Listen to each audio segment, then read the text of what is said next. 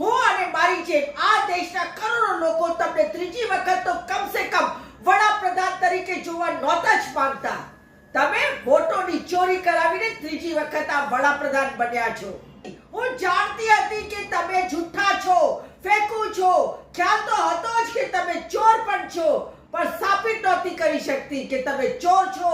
પરંતુ હવે અમારા પક્ષના પ્રતિપક્ષ નેતા રાહુલ ગાંધીજીએ સાબિત કરીને બતાવ્યું છે કે તમે વોટોની ચોરી કરી છે ને તમે વોટોનો ચોર છો.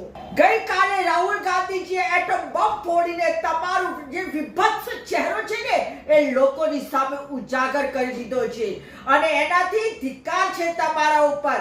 શરમ આવવી જોઈએ મિસ્ટર મોદી. તમે લોકતંત્રના હત્યારા છો, તમે દેશદ્રોહી છો. આ તમામ આરોપો હું તમારા ઉપર મૂકું છું.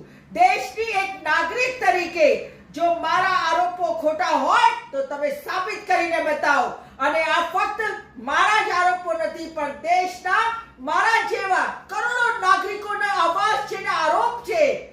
મિસ્ટર મોદી, કડવું છે પણ સાચું છે.